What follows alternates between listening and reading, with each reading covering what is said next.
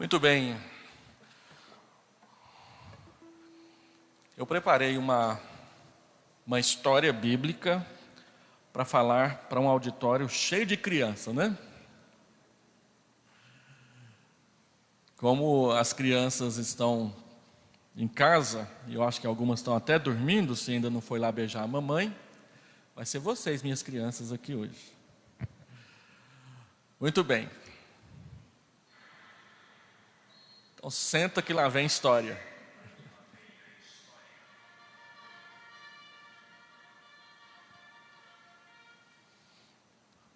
Hoje eu quero falar da fé de uma avó que ensinou para uma mãe e que por fim ensinou também para o seu filho.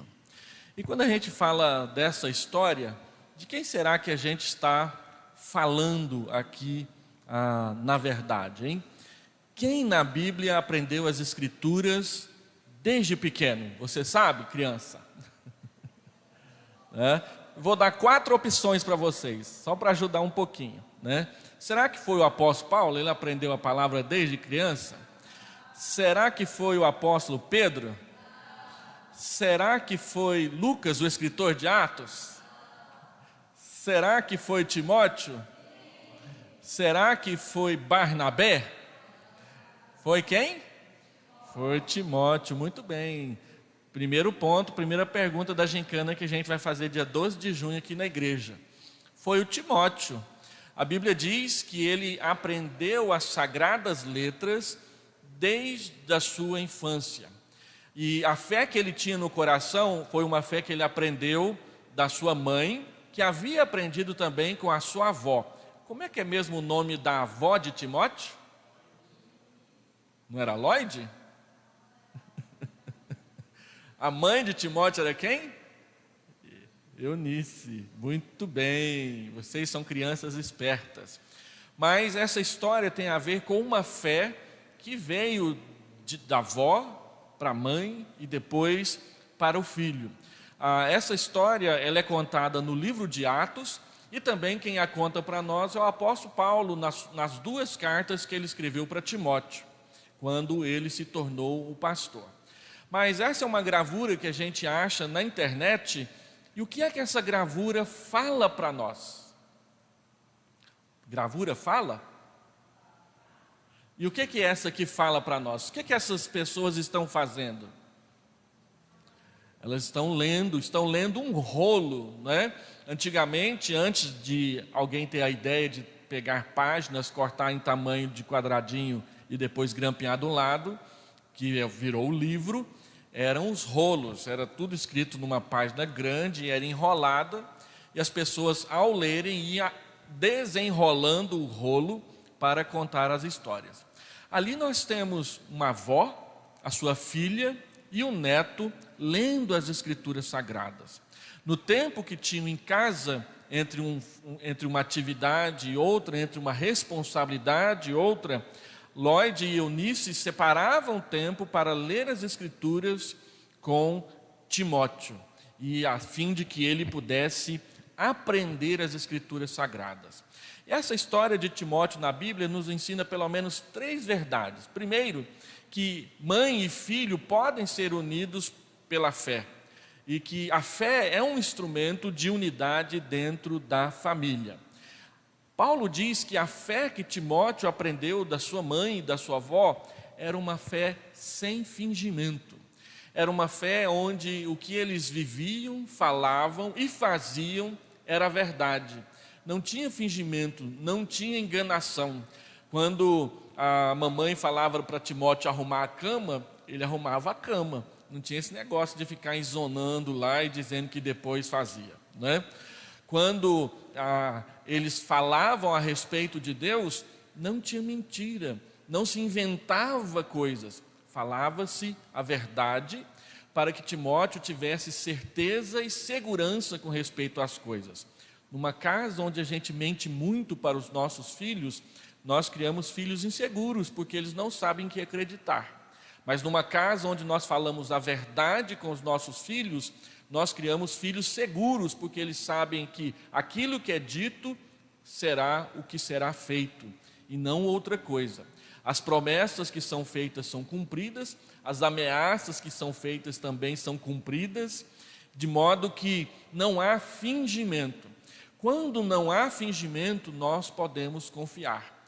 E é importante que em casa nós falemos a verdade, porque nós ensinamos e pregamos para os nossos filhos sobre o Deus da verdade. Se nós mentimos com frequências para os nossos filhos, e nós formos falar dos milagres da cruz, da salvação e da ressurreição, é possível que eles não creiam. Vocês conhecem a história de Pedro e o lobo? A história de Pedro e o lobo é um conto antigo, muito antigo, lá da Idade Média, a respeito da mentira e da verdade. Tinha um menino que morava numa vila perto de uma floresta, e nessa floresta tinha lobos. Então esse menino, para rir à custa dos outros, ele sempre chegava num lugar e falava: olha o lobo, olha o lobo, olha o lobo. E os caçadores vinham, as pessoas vinham para defender, e chegava lá, só encontrava o Pedro rindo, porque não tinha lobo nenhum. Mas um dia o lobo apareceu de verdade, e Pedro gritou: olha o lobo, olha o lobo, olha o lobo. E alguém pensou assim: essa é a voz do Pedro. É mentira, não vou lá. E o lobo levou o Pedro, e ele passou o maior susto com isso. Em casa a gente deve falar a verdade. Nós devemos falar a verdade uns com os outros, é o ensinamento da Escritura, para que a fé dos nossos filhos, assim como a nossa fé, não seja uma fé fingida, uma fé mentirosa, uma fé que não se pode confiar.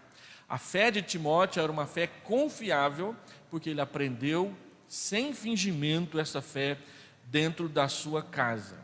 Essa é uma fé que passa da mãe para os filhos e dos filhos para os netos. Há uma preocupação em que essa fé seja ensinada para a família. Nós muitas vezes negligenciamos isso em casa. Deixamos nossos filhos e pedimos para os nossos pais deixar a gente brincar no videogame, ficar passando tempo no celular. Hoje em dia, passa-se mais tempo e gasta-se mais tempo com celulares e mídias sociais do que com a palavra de Deus. É comum, quando a gente vai fazer visita em algumas casas, encontrar gente desligada da vida e ligada na tela, no celular. Às vezes nós encontramos até mães de primeira viagem segurando o menino pendurado do lado de cá, enquanto olha no WhatsApp do outro lado, e acha que o menino vai gostar de quê? Né? É fácil perceber o que a gente dá mais valor em casa. Quando você coloca uma Bíblia e coloca um celular, qual que ele vai pegar? Ele vai pegar aquele que você pega. Se você vive com o celular na mão, procurando alguma coisa para assistir no Instagram, no YouTube, ou mensagens para conferir no WhatsApp, seu filho vai aprender que o brinquedo bom é o celular.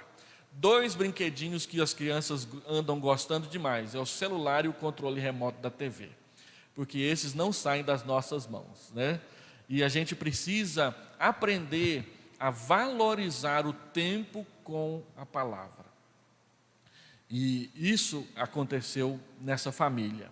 A avó se preocupou em ensinar para sua filha a palavra, e juntas elas ensinaram para Timóteo a palavra do Senhor.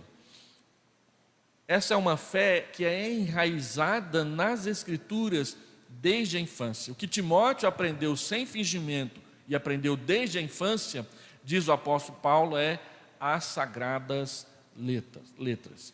A semana passada nós sepultamos a dona Melquíades Prado. Dona Melquíades viveu 91 anos de idade e tem uma das histórias de discipulado da família mais lindas e eficazes que eu conheci na minha vida pastoral. Desde quando viviam lá em Valdelândia, ela contava que todo mundo ia para a igreja, havia tempo para orar, para ler, para ensinar. Eu a conheci já depois dos 85 anos de idade, e ela de vez em quando chegava para nós e falava assim: pastor, eu posso recitar um salmo de cor? E ela vinha à frente, tinha o Salmo 23, tinha o 121 e vários outros que ela sabia de cor, e nas programações da igreja é o que ela fazia. A gente fazia uma programação de noite de talentos, e o talento dela era vir à frente e recitar as Escrituras de cor, sem errar uma única vírgula e nada. E quando nós estivemos lá no culto de ação de graças pela sua vida e pediu que a família dela ficasse de pé, a igreja estava cheia e eu pensei assim, deve ser muita gente aqui da igreja. Era só a família dela. Quase toda a igreja ficou em pé e a igreja não estava vazia. Os filhos, os netos e os bisnetos frequentando a igreja e vários deles testemunhando que aprenderam com ela as escrituras sagradas. Desde a infância, Timóteo aprendeu as sagradas escrituras. Paulo diz para ele que desde a infância sabes as sagradas letras que podem tornar-te sábio para a salvação pela fé em Cristo Jesus. Aprender a Bíblia faz a gente ser sábio, inteligente, a gente que sabe das coisas. A Bíblia diz que o temor do Senhor é o princípio da sabedoria. Se nós aprendemos em primeiro lugar a temer a Deus, nós começamos o caminho da sabedoria. Se nós não aprendemos a temer a Deus desde pequeno, nós não conheceremos verdadeiramente a sabedoria. E mais, Timóteo então entregou a sua vida a Cristo e se tornou um grande evangelista, missionário e pastor. Quando Paulo conheceu ali em Listra e viu a fé que ele praticava, imediatamente Paulo chamou para andar com ele e pregar o evangelho de cidade em cidade, o que Timóteo fez. Timóteo não era aquela pessoa extrovertida que sabia fazer as pessoas rirem ou que chamar a atenção. Ele era tímido. Ele tinha um problema de estômago que Paulo ficava até preocupado com ele por causa disso. Mas a Bíblia diz que tudo que Paulo precisava dele para enviar, para buscar, para levar, para trazer, para falar de Jesus, ele estava pronto e ele fazia. O que quer dizer que timidez não atrapalha a gente servir a Cristo se a gente quiser. Timidez é até um instrumento que a gente usa para não falar demais e assim acabar falando coisa errada. E Timóteo era um desses. Ele falava de Jesus e pessoas entregavam a vida para Jesus. Ele era enviado e ele ia. E por fim a gente ficou sabendo pela tradição da igreja que ele também foi um dos pastores que cuidou da igreja de Éfeso depois da morte do apóstolo Paulo. A história de Timóteo está escrita na história da igreja. E quase todo mundo que se chama Timóteo tem o seu nome em homenagem ou inspirado na vida desse menino que cresceu com a palavra de Deus e serviu a Deus por toda a sua vida no missionário. Então, o apóstolo Paulo, quando se despediu de Timóteo, próximo à sua morte, ele diz que ele tem preocupações com Timóteo, que ora por ele, pela recordação que guardo de tua fé sem fingimento, a mesma que primeiramente habitou em tua avó Lóide e em tua mãe Eunice. Hoje é o dia das mães, e na história de Timóteo, a sua mãe teve um papel importantíssimo. Quando nós lemos as biografias de vários líderes da história da igreja, muitos deles nós temos uma mãe por trás que o ensinou, que o discipulou e que falou de Jesus para eles. E eu vou falar aqui brevemente de 3. A primeira delas era uma mulher que se chamava Mônica. Mônica era a mãe de Agostinho, que foi bispo da igreja de Hipona, na Tunísia. Agostinho era uma pessoa que cresceu cheio de dúvidas e problemas. Apesar da sua mãe falar de Jesus para ele constantemente, ele virava para Deus e orava assim: Deus, me converta, mas não agora, deixa eu viver a vida primeiro. E ele fez muita bobagem durante toda a sua vida. Se envolvia com prostitutas, teve um filho fora do casamento e vivia cheio de dúvidas até que um dia ele entregou a vida para Cristo. A história dele diz que Mônica orou pela sua conversão 40 anos. Não deixou de orar pelo filho até que ele entregasse a vida para Jesus. Uma outra mãe que é famosa, e toda vez que eu quero lembrar o nome dela me escapa, é a mãe de João Crisóstomo. João Crisóstomo viveu pouco depois de Agostinho. Foram contemporâneos, mas viveram em lugares diferentes. A mãe de João Crisóstomo também falava de Jesus para ele constantemente.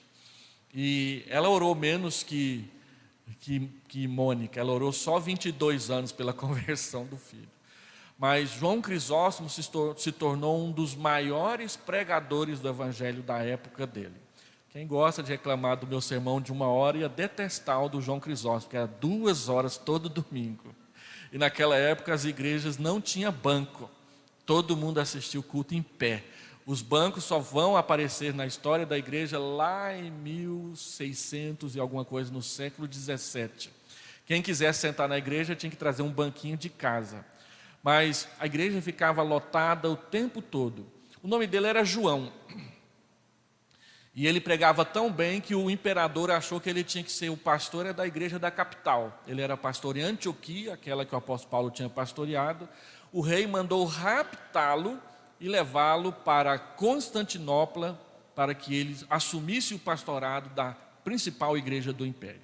Ele assumiu e a rainha não gostava do sermão dele porque ele explicava a Bíblia com fidelidade e ela gostava de pompa, de bajulação e dessas coisas. Então ela mandou que ele fosse exilado e ele morreu no exílio. 200 anos após a morte dele, ele ganhou o nome de Crisóstomo. Ele chamava João e ele passou a ser conhecido a partir de 200 anos depois da sua morte de Crisóstomo, o boca de ouro. O que saía da boca dele era só coisa boa. Ele não teve uma vida devassa como a de Agostinho antes da conversão. Ele sempre viveu na igreja. E ele achava que precisava se consagrar mais, viveu numa caverna 2 anos para orar o tempo todo e ler a Bíblia. Os biógrafos dele dizem que ele sabia o Novo Testamento inteiro de cor, todo o Novo Testamento. E ele viveu para a glória de Cristo. Uma outra mulher, mãe, que também foi importantíssima na conversão do filho, foi Susana Wesley. Susana Wesley era mãe de John Wesley, o fundador da igreja metodista. Ela orava com cada um dos filhos todos os dias por 1 hora. E ela tinha 10. Ela gastava 10 horas ensinando a palavra para cada um dos filhos, além de todas as tarefas domésticas. E dentre os seus filhos, todos eram cristãos, 2 se destacaram. John Wesley como pastor e pregador, e Charles Wesley como cantor e compositor de hinos. E se você sai procurando, você encontra vários testemunhos de várias mães que devotaram a sua vida para os seus filhos. Não é em vão. Continue orando pelo seu menino, pela sua menina. Continue falando de Jesus para ele, para ela. Tem hora que vai ser teimoso, tem hora que não vai te dar ouvidos, mas seja fiel e saiba que o Senhor honra as lágrimas, as orações e o testemunho de quem vive para a sua glória. Vamos orar? Pai, nós queremos orar em favor das mães e dos filhos. Queremos, Senhor Deus, pedir ao Senhor que dê capacidade às famílias aqui e às mães para que elas testemunhem do Teu Evangelho aos seus filhos, desde pequenos, para que eles, no momento oportuno, se entreguem a Jesus e o sirvam pelo resto da sua vida. Assim como Timóteo, assim como Samuel, assim como tantos outros na história da igreja, levanta nessa igreja homens como Timóteo e Samuel, mulheres como Débora e Jael, para que sirvam ao Senhor desde pequenos na sua casa. E abençoe cada uma das mães aqui presentes, aquelas que já são avós, aquelas que já são bisavós. Enche o seu coração da tua presença e da tua alegria num dia como esse. E que as festividades de hoje sejam todas elas de coração por essas mães que valorosamente testemunham Jesus para seus filhos. Nós te adoramos em nome de Jesus. Amém.